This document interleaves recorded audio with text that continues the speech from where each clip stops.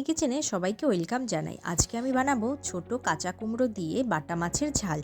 তাহলে দেখো, প্রথমেই নুন হলুদ দিয়ে মাছটাকে মাখিয়ে নিয়ে তেলের ভিতরে মাছটাকে ভেজে নিচ্ছি। আর দেখো, আজকে আমি মাটির উনানে রান্নাটা করছি। শীতের দিনে মাটির উনানে রান্না করার সময় আগুনের যখন তাপটা গায়ে এসে লাগে তখন কিন্তু খুবই ভালো লাগে, তাই না? তোমরা যারা যারা রান্না না করো তারা রান্না করার পাশে বসে থাকবে, তাতেও দেখবে কি খুবই ভালো লাগে।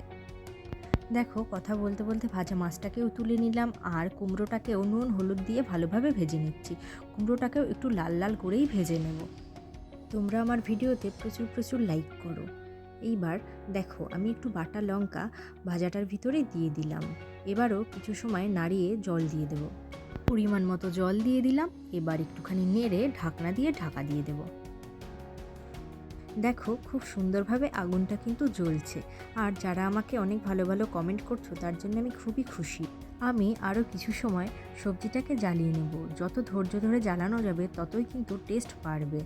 মাটির উনানের রান্না আর গ্যাস ওভেনের রান্না দুটো রান্নারই টেস্ট আলাদা হয়, তাই না?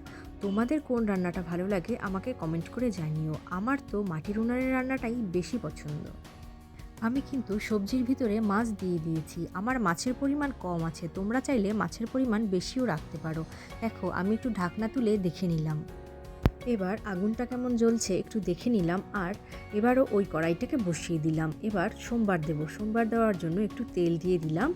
তেলের ভিতরে একটুখানি জিরে দিয়ে নিলাম। দেখো, জিরেটা ভালোভাবে ভেজে নিতে হবে। তারপরে ওই সবজিটাকে ঢেলে দেবো।